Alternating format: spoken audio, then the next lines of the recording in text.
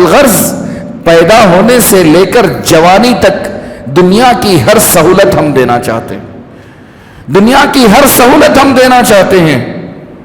ماں باپ ہی سب سے بنیادی بگاڑ کا سبب ہے۔ نہیں، بوریت محسوس ہوتی ہے، اپنے موبائل پر قرآن پڑھنا بوریت محسوس ہوتی ہے۔ لہذا آج ہمارا نوجوان، آج کا جوان بالکل جسم پرست بن گیا ہے، یعنی خود اپنے آپ کو بنٹھن کے رہنا، اچھی سے اچھی کریم یوز کرنا، لوگوں کے سامنے شو آف کرنا اور اپنے آپ کو بنا کر رکھنا، لیکن اس کا باطن کیسا ہے، اس کے اخلاق کیسے، اس کا کردار کیا ہے، اس کی تعلیم کیا ہے، اس کا مستقبل کیا ہے، اس پہ کسی کو فکر نہیں ہے۔ السلام علیکم ورحمۃ اللہ وبرکاتہ۔ الحمد للہ رب العالمین والصلاة والسلام على رسوله الكريم وأشهد أن لا إله إلا الله وحده لا شريك له إله الأولين والآخرين وأشهد أن محمدًا عبده ورسوله إمام المتقين صلى الله عليه وعلى آله وصحبه الطيبين الطاهرين ومن تبعهم بإحسان إلى يوم الدين، أما بعد۔ اسٹیج پر جلوہ افروز علماء اکرام، ذمہ داران جمعیت و جماعت، ملت اسلامیہ کے بزرگوں، نوجوانوں، حاضرین مجلس، تمام تعریفیں اس اللہ کے لیے ہیں جس خالق و رازق و مالک نے مجھے اور آپ کو اپنی اپنی ماں کے پیٹ سے صحیح سالم پیدا کیا، چلنے والا، کھانے پینے والا، بولنے والا اور اس کی عبادت کرنے والا بنایا۔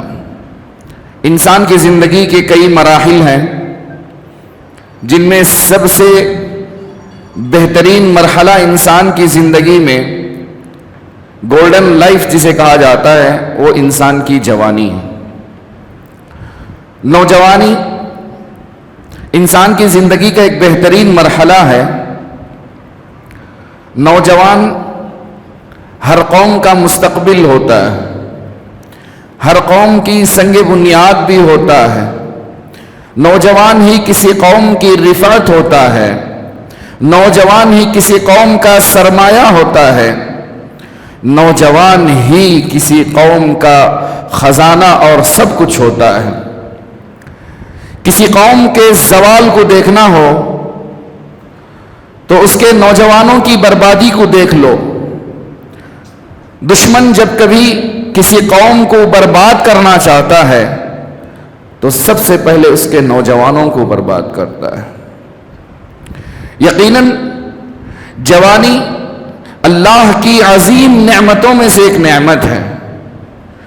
اگر اس نعمت کا صحیح استعمال ہو تو کل اللہ رب العزت جنت کے اعلیٰ درجات میں ایک مقام دیتے ہیں، بلکہ عرش کے سائے انہیں جگہ دیتے ہیں۔ رسول صلی اللہ علیہ وسلم نے فرمایا وَشَابٌ نَشَأَ فِي عِبَادَةِ اللَّهِ، وہ نوجوان جس نے اپنی جوانی اللہ کی عبادت میں گزاری ہو، اللہ رب العزت اسے بھی اپنے ہاں ایک مقام دیتے ہیں۔ لہذا جوانی ایک اللہ کی نعمت ہے۔ وہ چند نوجوان تھے اصحاب کہف جنہوں نے توحید کی خاطر ایک کارنامہ کیا، اللہ نے ان کا ذکر تا قیامت قرآن مجید میں زندہ رکھا۔ میں اس موضوع کے تعلق کچھ باتیں آپ سے کہنا چاہتا ہوں کہ قوم امت اسلامیہ کے عروج و زوال میں ہم نوجوانوں کا کردار بڑا اہم ہے۔ ہمارا نوجوان کہاں ہے؟ اب عصر حاضر میں میرا نوجوان کہاں ہے؟ میرا نوجوان غلط عادتوں کا شکار ہے، سوشل میڈیا کے پیچھے پڑا ہوا ہے، فرینڈشپ کے بنانے اور بگاڑنے میں اپنی زندگی گنوا رہا ہے، مغربی تہذیب و تمدن کا شکار ہے، غلط عادتوں کا غلام بنا ہوا ہے۔ نت نئے NGO بنتے ہیں تو وہاں رفاہی خدمتوں کے نام پر اس نوجوان کی کوششوں اور کاوشوں کو مسخ کیا جا رہا ہے۔ المہم اس نوجوان کو بیدار کرنا ہماری ذمہ داری ہے کہ نوجوان کو بیدار کیا جائے۔ آئیے نوجوان کے بگڑنے میں سب سے اہم سبب کون ہے؟ میں ایک ہی سبب بیان کروں گا۔ نوجوان کے بگڑنے میں سب سے اہم سبب معذرت کے ساتھ ہم ماں باپ ہیں۔ ہم خود ماں باپ ہیں۔ کیسے؟ کہ ماں باپ اس لیے کہ ماں باپ نے اپنے بیٹوں کے لیے، اپنی بیٹیوں کے لیے دنیا کی تمام تر سہولیات مہیا کی۔ باپ یہ چاہتا ہے کہ میرے بچپن میں، میری جوانی میں جو سہولتیں مجھے مہیا نہیں تھی میں اپنے بچوں کو دوں، دنیا کی ہر وہ نعمت اپنے بچوں کو دوں جو مجھے لگتا ہے کہ میں اپنے بچوں کے قدموں پہ نچھاور کر دوں۔ میرا بیٹا خوشحال رہے، AC میں سوئے، میرا بیٹا بہترین گاڑی میں سوار ہو، میرا بیٹا بڑی اچھی اسکول میں پڑھے، میرے گھر نواسے پوتے ہوں تو شہر کی بہترین ہاسپٹل میں پیدا ہو، چاہے وہ کرسچن کی ہو چاہے کوئی بھی ہاسپٹل ہو۔ الغرض پیدا ہونے سے لے کر جوانی تک دنیا کی ہر سہولت ہم دینا چاہتے ہیں، دنیا کی ہر سہولت ہم دینا چاہتے ہیں۔ ماں باپ ہی سب سے بنیادی بگاڑ کا سبب ہے۔ دوسری وجہ، ماں باپ اپنے بچوں کو اسلامی اسکول میں بھیجنا پسند نہیں کرتے۔ شہر کی سب سے مشہور اسکول جو کرسچنوں کی ہو یا ہندوؤں کی ہو، ان اسکولوں میں داخل کرنا اپنے لیے فخر سمجھتے ہیں۔ کیوں؟ وجہ بھی ہے کہ ہمارے اسلامی اسکول وہ تعلیم نہیں دیتے جو دوسروں کی اسکولوں میں ملتی ہے، وہ معیار نہیں ہے، اگر ہے تو بزنس بنا لیا ہے۔ اسلام اور اسلامی تعلیم کے نام پر بڑی بھاری فیسیں لی جاتی ہیں، دگنی تگنی فیسیں لی جاتی ہیں، تو ایک عام آدمی جو بالکل درمیانی خاندان سے ہو، اتنے بڑے اسکولوں میں پڑھانا اس کے بس کی بات نہیں ہوتی۔ اسلام اور اسلامی تعلیم کو یوز کیا جاتا ہے۔ نمبر 3، ہمارے ماں باپ اپنے گھروں میں اسلامی ماحول پسند نہیں کرتے ہیں۔ کیوں؟ صرف نماز کی حد تک، روزے کی حد تک اسلامی ماحول ہے، لیکن کس گھر میں اسلامی تعلیم، تفسیر کی تعلیم ہوتی ہے؟ کس گھر میں عقیدے کی تعلیم ہوتی ہے؟ کس گھر میں ماں باپ اپنے بچوں کو بیٹھ کر قرآن پڑھاتے ہیں؟ اسلامی ماحول ہمارے گھروں میں نہیں پایا جاتا۔ ہاں، ہمارے گھروں میں شہر کا بہترین میگزین آتا ہے، ہمارے گھروں میں ٹی وی چینلز پر انڈیا کا سب سے بہترین ٹی وی چینل چلتا ہے، ہمارے گھروں میں انڈیا میں چلنے والی سب سے بہترین فلم بچوں کو بٹھا کر دکھائی جاتی ہے، ہر طرح کے میگزین آتے ہیں، لیکن اسلامی تعلیم کا ماحول ہمارے پاس نہیں ہے۔ جی ہاں، ہم والدین نوجوانوں کے بگاڑ کا سبب ہے۔ کیوں؟ کیونکہ ہم اپنے بچوں کی وقت پر شادی نہیں کرتے۔ بچوں کی وقت پر شادی نہیں ہوتی۔ جوان 27-30 سال کا ہو جائے اس کی شادی نہیں ہوتی۔ ماں باپ سے پوچھئے، ابھی بچہ بڑا نہیں ہوا، ابھی بچہ پیروں پر نہیں کھڑا، ابھی بچہ کمانے والا نہیں ہوا۔ اگر یہ سب مہیا ہو، مناسب لڑکی ملی نہیں، ابھی مناسب لڑکی نہیں ملی، رشتے نہیں جڑ رہے ہیں۔ رہی بات لڑکی کی، کیا آپ نے لڑکی کی شادی کیوں نہیں کی؟ مناسب رشتہ نہیں مل رہا ہے، جہیز پوچھ رہے ہیں۔ ہماری بچی اتنی ہونہار ہے، اتنی ہونہار ہے، اللہ المستعان۔ رسول صلی اللہ علیہ وسلم نے کہا، اذا اتاکم من ترضون دینہ فزوجوہ، جب تمہارے پاس کوئی دیندار لڑکا رشتہ لے کر آئے فوراً شادی کرو۔ اگر ایسا نہ کرو گے تو زمین میں فساد مچ جائے گا۔ والدین ہم ہی ذمہ دار ہیں اپنے بچوں کو بگاڑنے کے لیے۔ بچوں کی تربیت میں غور نہیں کرنا، شادی میں دیر کرنا، بچوں کو ساری سہولتیں عطا کرنا، بچوں کی ہر غلطی کو برداشت کر لینا، ناز و نخروں سے انہیں پالنا، یہ انہیں دین سے دور کر گیا اور ان کی عادتوں کو بگاڑ گیا۔ سچ کہا تھا شاعر نے، ہمارے مشہور شاعر بیٹھے ہیں، شاعر نے کہا تھا تیرے قالی ہیں افرنگی تیرے صوفے ہیں افرنگی، تیرے قالی ہیں ایرانی، لہو مجھ کو رلاتی ہیں جوانوں کی تن آسانی۔ آج کا جوان بالکل جسم پرست بن گیا ہے، یعنی خود اپنے آپ کو بنٹھن کے رہنا، اچھی سے اچھی کریم یوز کرنا، لوگوں کے سامنے شو آف کرنا اور اپنے آپ کو بنا کر رکھنا، لیکن اس کا باطن کیسا ہے، اس کے اخلاق کیسے، اس کا کردار کیا ہے، اس کی تعلیم کیا ہے، اس کا مستقبل کیا ہے، اس پہ کسی کو فکر نہیں ہے۔ لہذا آج ہمارے نوجوانوں کے بگاڑ کے صرف 5 سبب میں بتاتا ہوں اور اپنی جگہ لیتا ہوں۔ سب سے پہلا سبب، نوجوانوں کے بگاڑ میں سب سے پہلا سبب دینی تعلیم سے دوری ہے۔ کیوں؟ کیونکہ ہم ماں باپ یہ سمجھتے ہیں کہ میرا بچہ اگر پڑھ لے تو یورپ جائے، گلف جائے، ڈاکٹر بنے، انجینئر بنے۔ ہمارا مقصد سارا کا سارا دنیا بن چکا ہے، دنیا طلبی یہی ہے ہمارے نزدیک۔ ہمارا بچہ کیا آخرت کے لیے سورے گا، آخرت بنائے گا، کیا ہماری آخرت بنے گا، اس کی طرف کسی کی نظر نہیں ہے۔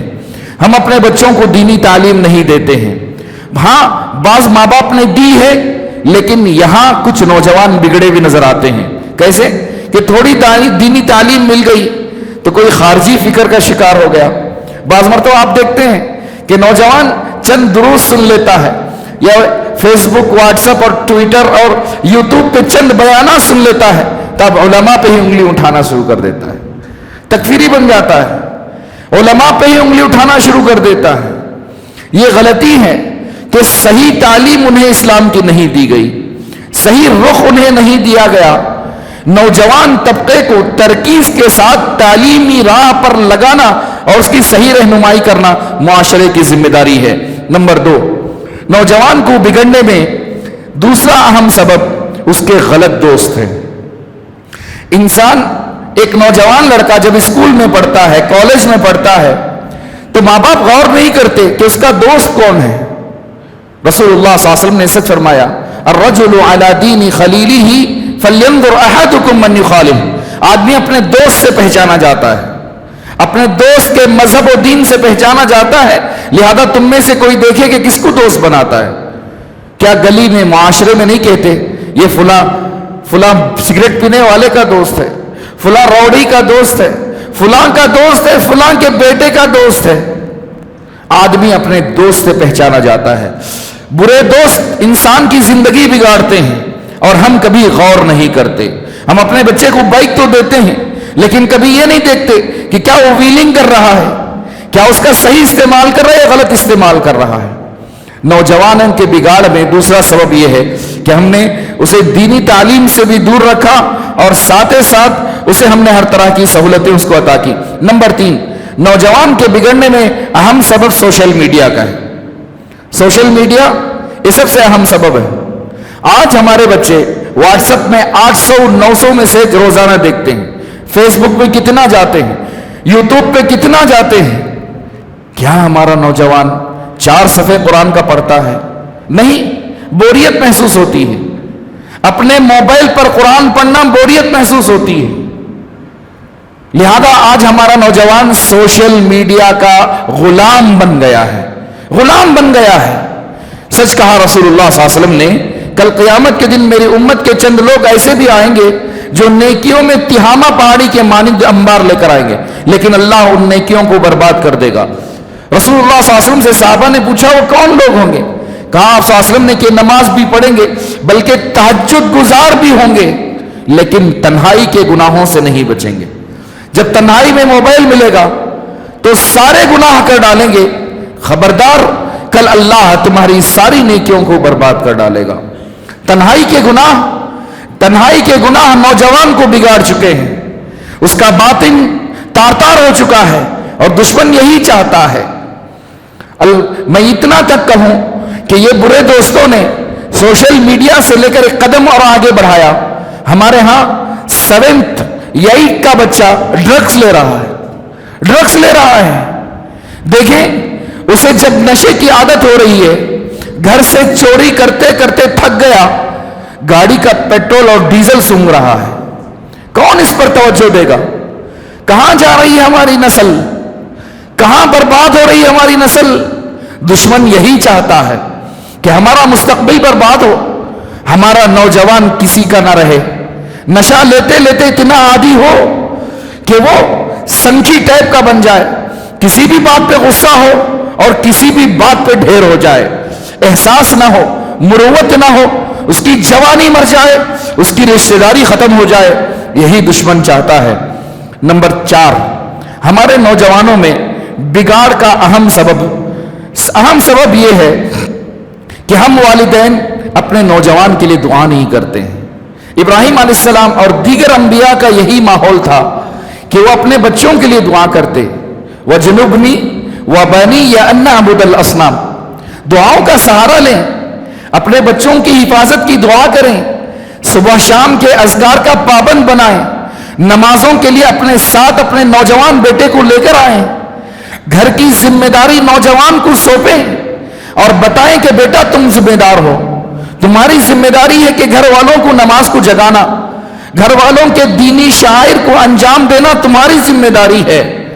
اپنے نوجوان کو خود سنواریں، خود سنبھالیں اور ایک دین کا غیور نوجوان بنائیں۔ آخری چیز ہے وہ یہ ہے کہ ہمارے نوجوان کے بگڑنے کا اہم سبب مغربی تہذیب کا غلام بن چکا ہے۔ ان کے کپڑے دیکھو، ان کا رہن سہن دیکھو، ان کے بال دیکھو، ہر طرح سے وہ مغربی تہذیب کا شکار ہے۔ اگر اس سے پوچھو کہ رسول صلی اللہ علیہ وسلم کی سیرت میں فلاں چیز کس کو کہا جاتا ہے، اسے کوئی پتہ نہیں۔ اس سے پوچھو کہ فلاں کے رن کتنے ہیں، فلاں کی وکٹیں کتنی ہیں، فلاں فٹ بالر کیسے کیسے نشان کرتا ہے، کیسے حرکتیں کرتا ہے، وہ بتائے گا۔ ان کے ٹی شرٹ دیکھو، ان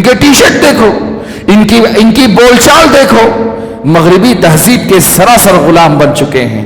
کون نکالے گا اس غلامی سے انہیں؟ ماں باپ اور معاشرہ یہی اس کے ذمہ دار ہیں۔